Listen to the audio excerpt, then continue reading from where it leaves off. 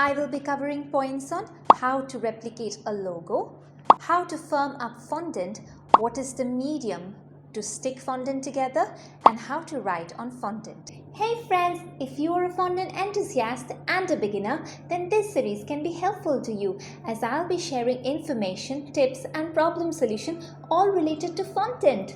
Let's begin. If you do not have a printer at home to take out a logo template, then this is what to do.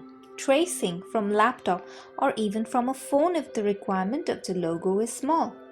Take a nice clean sheet. Measure the size of the logo and measure it on the same cake tin where you baked or will bake the cake so that the text fits your cake perfectly later. After tracing, just cut them out. Next, I go on with the fondant part. For this sized ball of fondant, I use 1/8 teaspoon of CMC powder or Tylose powder. Incorporate it well by stretching and pulling. This will help in firming up the fondant a little and it will be less sticky and easier to handle. You can increase the amount of Tylose powder if you want the fondant to be more firm. For standing toppers, we need more because we want them to dry quickly. Do the same for the black fondant. Place the logo on it. Roll over it once to make an impression of the letters. I am not good in freehand drawing. I make a lot of mistakes while drawing. So to make these cakes, I first drew on a paper, cut it out and then trace them on fondant and you get exact looking cartoons. Every time the fondant feels sticking to your surface, just sprinkle some icing sugar or corn flour. I used corn flour here.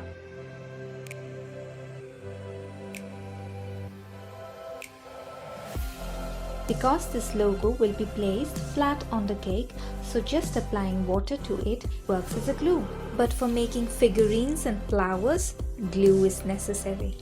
This is edible markers. It is another option to write on fondant, but the fondant needs to dry completely before you use markers on it. So I generally use edible gel paint and dilute it with food grade spirit. You can also use paint directly without diluting if your brand paint is already runny or liquidy. After the fondant is done, simply place them over the cake. On my next video, I will be talking about icing and fondant compatibility. Please press the bell icon so you don't miss the video. Until next time, bye bye.